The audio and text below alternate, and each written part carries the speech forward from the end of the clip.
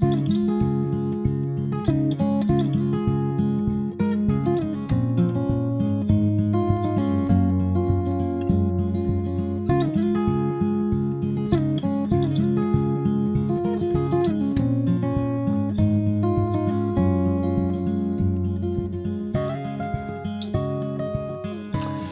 friends, and welcome to the Creative Cocoon Kitchen. We are doing our food preservation series right now, and I thought this would be a good time. This was kind of a spur of the moment. I had actually yesterday cut up a bunch of chicken. I cut up boneless, skinless chicken breast as well as boneless, skinless chicken thighs. And so what I am going to do is cold pack pressure can of course, the chicken. Now, I'm not going to add anything to it other than a little bit of the homemade broth, and my broth happens to be literally just chicken stock, no salt, nothing like that. Number one of the things that I'm going to be using the chicken that we're utilizing is for recipes down the pike, like maybe chicken salad. With the chicken thighs, I'll probably be putting that in chicken and dumplings, but also, as I've talked before, I like to do a large portion of our meat non-spiced, non-ready, just plain, in case, God forbid, we can't get a hold of any of our pet foods that we have for our dogs. We have two Great Danes, and, excuse my itch here, and actually, we lost power. I think I've mentioned this before a few weeks back for about 2 or 3 days. And there was a time when we were questioning whether or not we'd be able to get some of the things that we needed, not just because of the loss of power, but also we've noticed that the shelves seem to be a little bit more empty in some of our stores for different things. So again, we're just making sure to cover ourselves and cover our friends and family in case we need to help out, and also, of course, take care of our wonderful four-legged members of our family. So that is one of the reasons that we are going to cold pack our chicken, which means raw pack, of course, and not put anything in it other than some chicken broth itself. Now, I've already prepared everything. I have my pressure canner. Remember, we always want to use a pressure canner. We are not water bath canning. Anytime you do meat is a low acid food. It must be pressure canned, following the basic instructions, of course, of the USDA, and of course your particular canner that you have. I have a Presto. If you want to go check out the video for our Presto canner, I have an unboxing of a second one that I purchased for myself because the other one was getting a little older and very, very used, though it works perfect. Happens to be the one that I have here. But I already have my 3 quarts of water in it, and it has simmered, so I'm going to turn it off. I don't want to make it totally hot. I don't want to, like we normally would with hot packing, we would bring our water to a nice heat before we actually add our jars. So because I'm cold packing, our jars have been washed, but they are at room temperature. My chicken is at room temperature. I took it out of the refrigerator about a half an hour, 45 minutes ago. So it is not cold. I want to have it at room temperature. And also my canner is ready to go. The one thing that I do heat up still, and I know that you don't have to, it's just I'm so used to doing this, is I go ahead and I still heat up my lids. Now I know that they say that you don't have to do that anymore. I still do it. You know, some habits are hard to break. Okay, so that's kind of our pre-prep and introduction to what we're going to be doing today. I'm going to bring you down to the table and we're going to talk a little bit about how I have the chicken, how I'm going to pack it into my pint jars, and then we'll go from there. Give me just a minute and we'll be right back. Okay, so we've got our chicken here.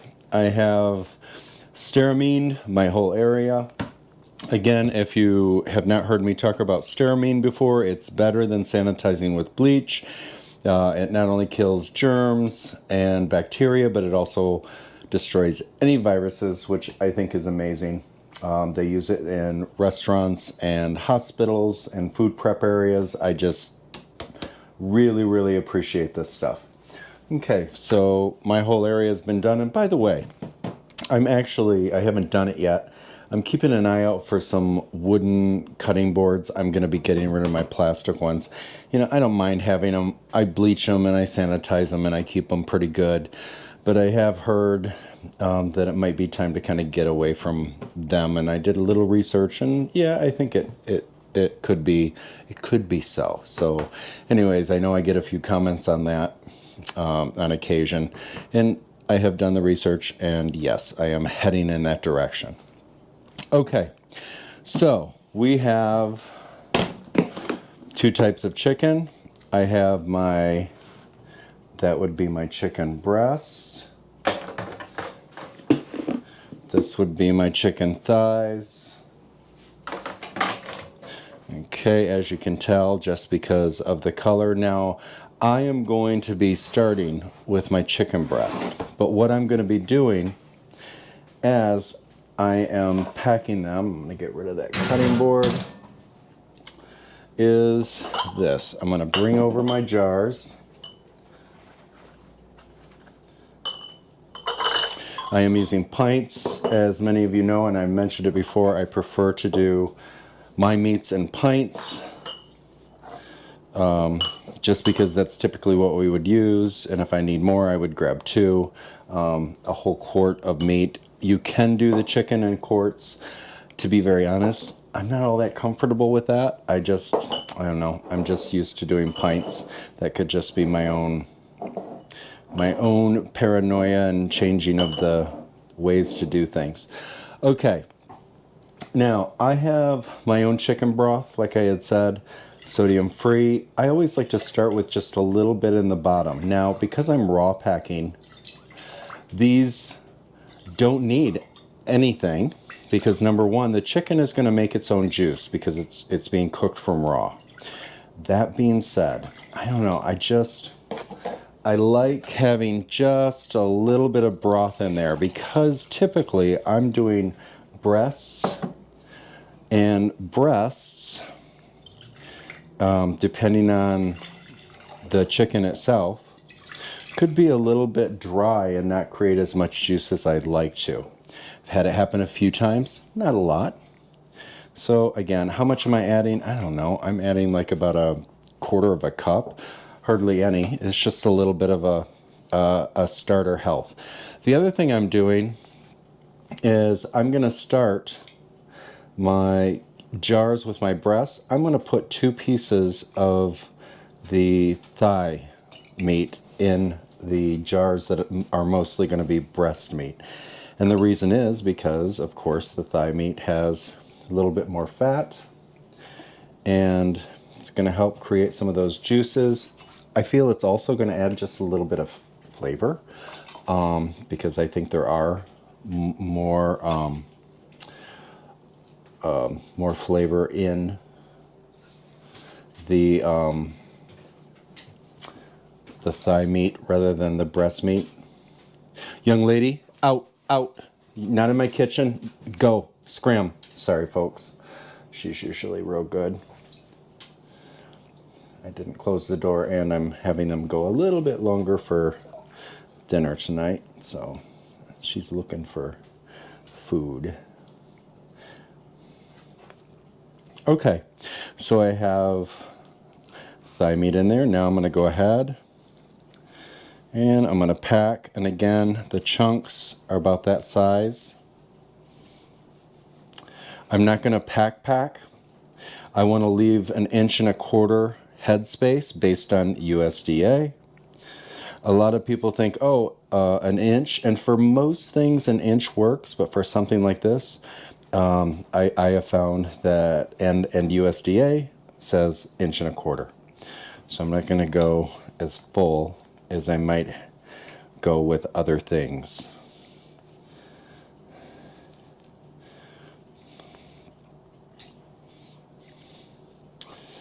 That's a nice amount there. We talk a little bit about, I'm going to be using this for chicken salad and for different things. And when I do the thighs, of course, that'll be used for more flavorful, fat-rich stuff like soups or dumplings, chicken and dumplings.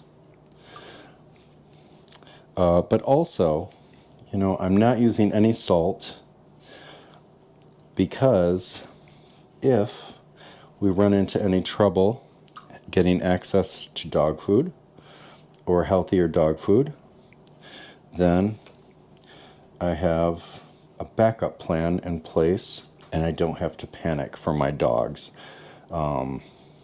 You know, these days, and I know hopefully this video won't age well on this, but you know, right now it's you just never know what you're going to find right now in the grocery stores.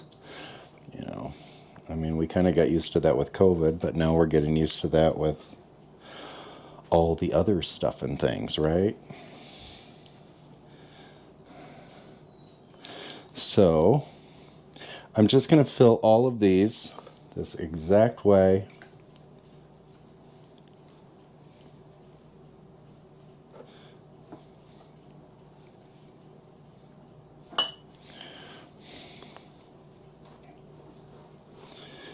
You might be tempted to push and really tighten that. What I find is I like to leave just a little bit of room for that broth and that, you know, the heat. This is going to get hot enough no matter what because we're pressure canning and we want it to get up to 240 degrees minimum because that will kill any potential botulism spores. That's why we are pressure canning. If you were water bath canning does not get food up to that temperature.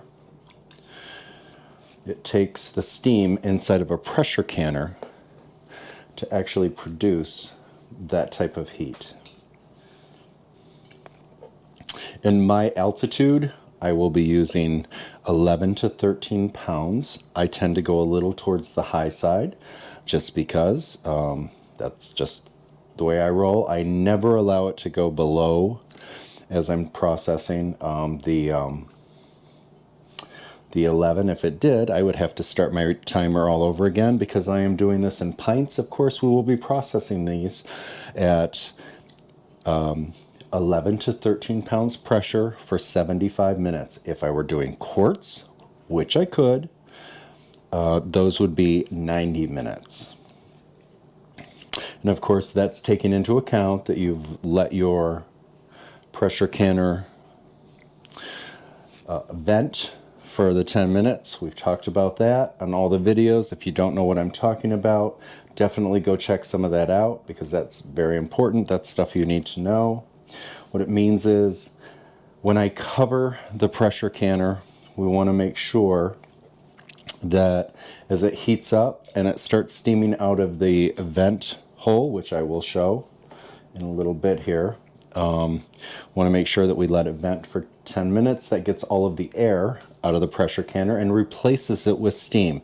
Steam is what brings that temperature up to the 240 safe zone.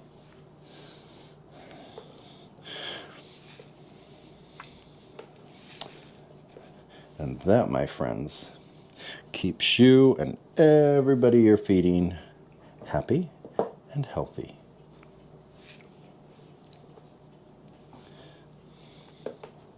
Now, I could have diced these smaller, but frankly, I like them just a little bit more chunky.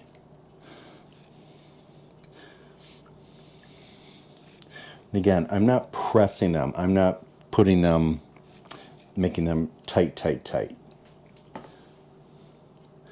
I'm not saying you can't. I'm just saying I don't.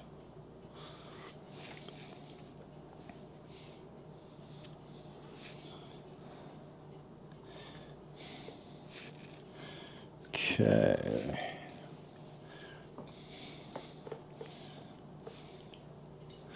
Looks like we've got one more of the breast, and I might have to pack a few little pieces of thigh meat in there. And I will be able to tell just by looking at the jars when they're processed, and you will see that also. The thigh meat ones will have a little bit more of the fat, and the meat will be a little darker.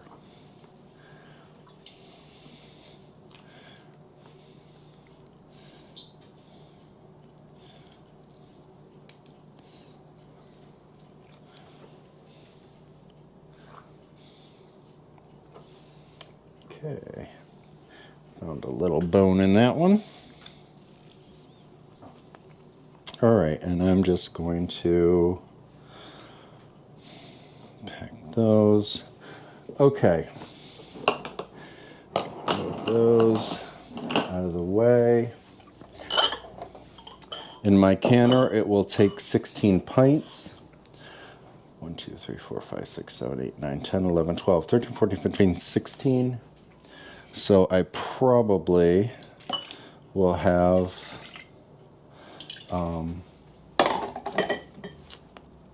another batch that I need to do. And I don't think I will be doing those tonight. And again, now I am on to just thighs. Again, that'll work perfect for chicken dumplings. Yum, yum, yum.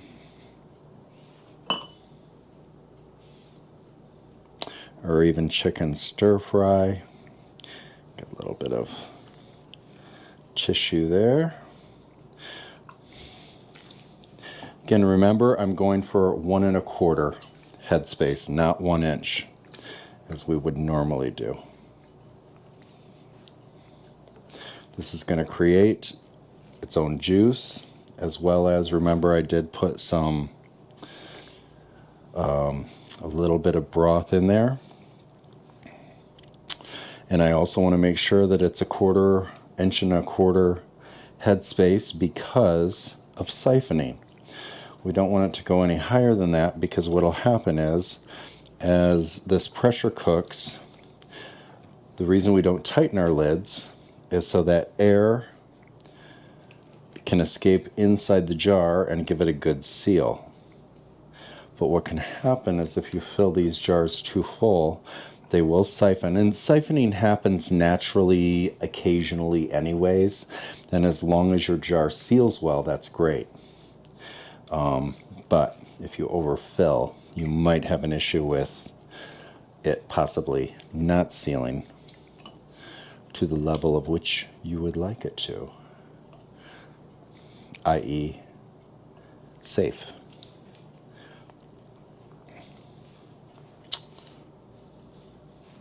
Okay, so I've got 4 pints of the thighs. I've got the rest of them, breast and a little bit of thigh meat thrown in.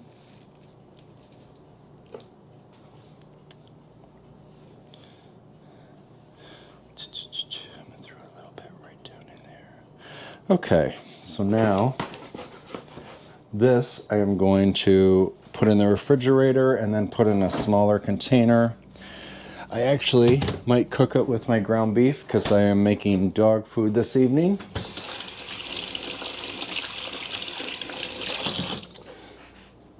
Okay, now the next thing I want to do, I have my jars filled.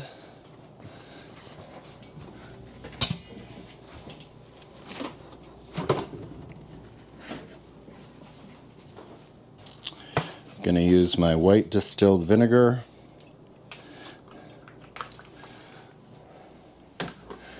I'm going to go around my rims. I did not use a funnel. That means that, of course, I could have gotten some fat. I don't like to do that. I don't want anything touching raw chicken.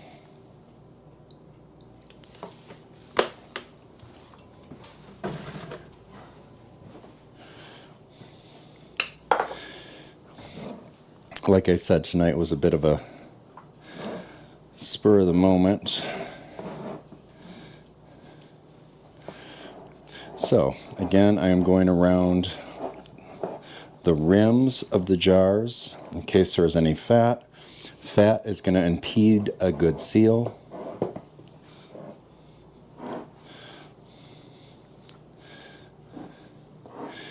And that vinegar is going to cut that fat. Give us a good seal.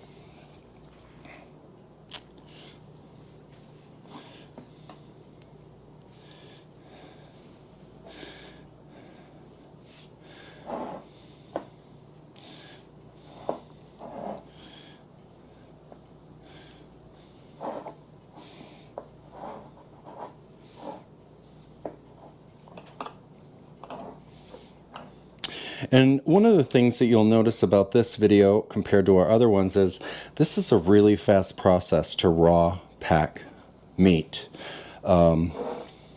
And by meat, I mean poultry. The same would apply this exactly how I'm doing it if you wanted to do rabbit, is how you would do rabbit. You do it a little bit differently if you were doing beef, which I will be doing here soon, so I will do another video on that. Okay, so we've got that situated. Let me grab my lids. Get our lids on there.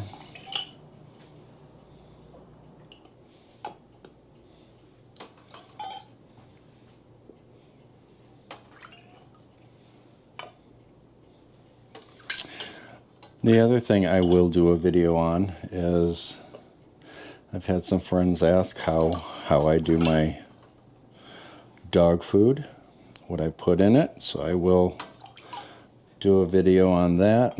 Any emergency or homemade type dog foods.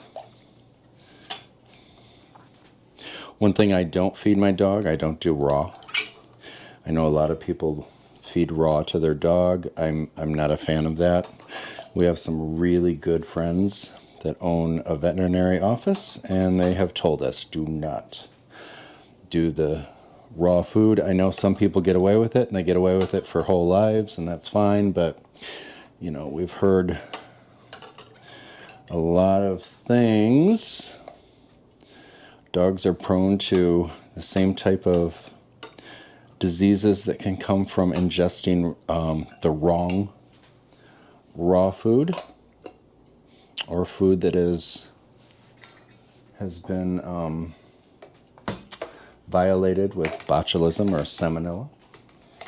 So I just choose not to. Now also in my canner with my 3 quarts of water, I am going to put my leftover vinegar in there. That's going to keep my jars from getting cloudy. And remember, I'm going to be doing finger tight. That means no wrist action. It's all fingers. So my jar is on there square. I turn until I feel resistance, and then I go about another 1/2 inch. Resistance, 1/2 inch. And you can see we've got a nice pack of our chicken. And that's going to be pressure can at a nice high heat. I know a lot of people get nervous about raw meat. We are following all of the USDA guidelines, which means, yes, you can safely and properly do it. Now, the other way I could have done this, and I don't do it that often, there are other videos out there if you want to check them out from other folks who do it. But you can partially cook the chicken, boil it a little bit in broth or in a little bit of water, but then you're definitely going to fill it up with the broth to your normal 1.25 inches. I just prefer the taste of the raw pack. I feel that the meat can sometimes get a little bit dry if we do pre-cook the chicken. I'm talking chicken, poultry, rabbit, anything like that. I find, of course, that when you raw pack it, I just feel that the meat is a little more tender. And there you go. 12 to 16 months. I've eaten chicken that's been canned that's 4 years old without a problem. That being said, rule of thumb, 2 years-ish.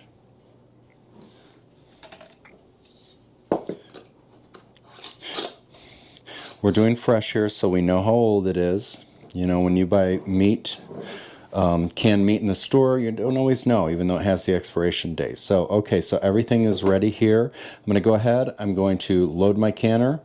I'll do 16, so there's 8 on the bottom, 8 on the top. You want to remember, you never put your jars, for any of my beginners out there, the jars do not go on the bottom of the canner where you have the 3 quarts of water. You never put more than water coming up to the half. Even though we're double stacking these, you can double stack pints. Again, please read the instructions on your particular canner. This guy goes in the bottom of the canner. That way these jars are not sitting directly on the bottom. And then once I get 8 in, I'll set another one of these on there. And then I will set the other ones on top of this. So I will have 2 levels. It'll be a duplex canner situation. So I'm going to go ahead and do that. And then we're going to go ahead and start the heat on the canner. Okay, so you can't really see, I know, on camera, but we have some steam coming up here. And it's pretty strong. But it's not quite strong enough that I would want to start my timer yet for my 11 minutes, or I'm sorry, 10 minutes of venting. This little guy has not popped up, and on my Presto, I know it's time when this little guy pops up. I want it to pop up on camera, pop up on camera, pop up on camera. Doesn't that make it crazy? I always wanted to catch that. It's like the evasive unicorn. So, nonetheless, I'm going to wait until I get, ooh, there's some nice steam coming up out of that vent. And there's definitely some nice steam coming up out of this one. It's starting to bubble a little bit right around there.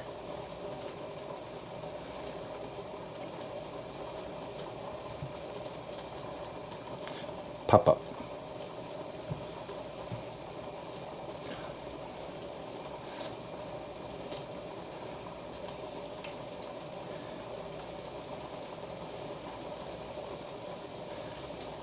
Nice steam building up here. This is, again, until that pops up, that's not the time to start timing the 10 minutes. It's getting close, I can tell. It's getting close. It's starting to just barely pop up a little bit.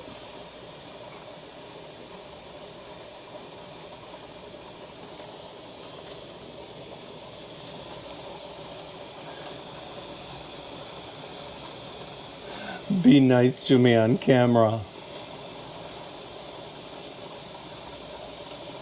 Pop, weasel, pop.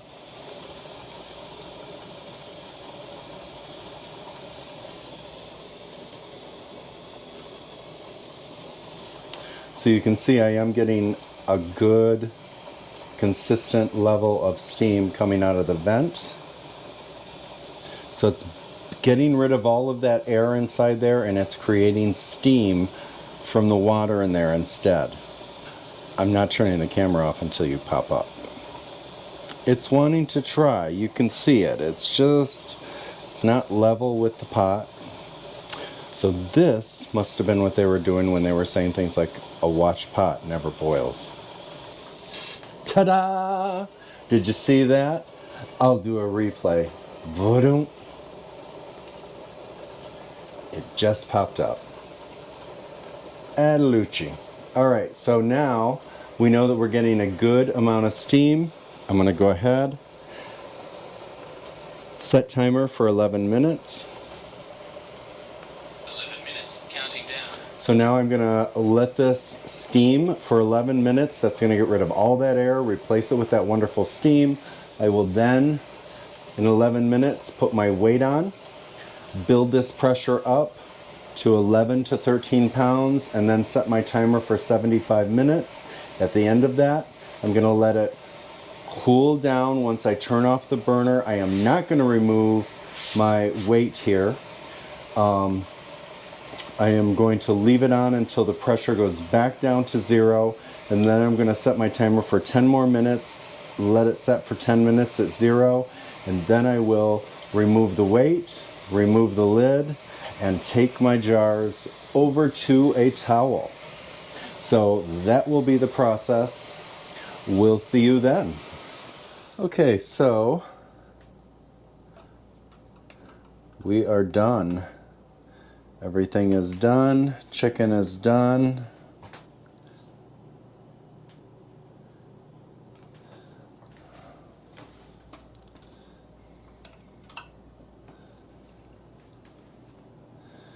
See how well we do. Everything looks good. We waited our time. to let our pressure canner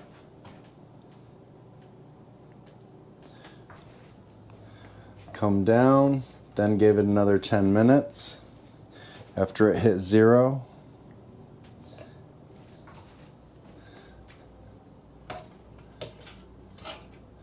want to make sure not to tilt our jars, of course. Want to keep them as straight and vertical as possible. Oh, I heard a pop.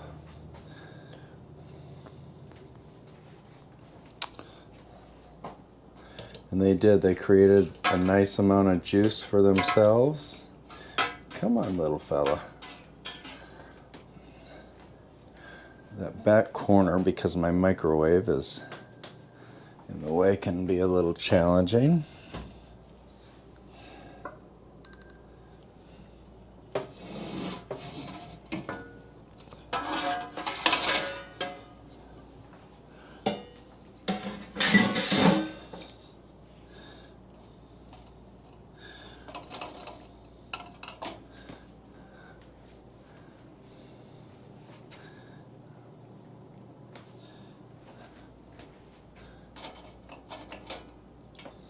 Looking very good.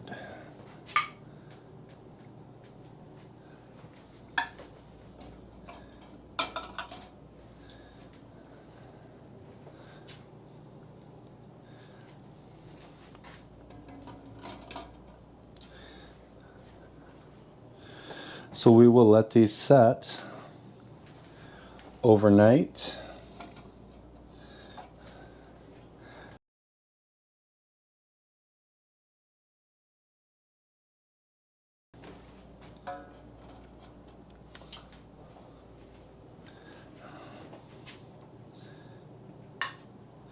Out of our 16. Lately I've been doing 100% as far as sealing.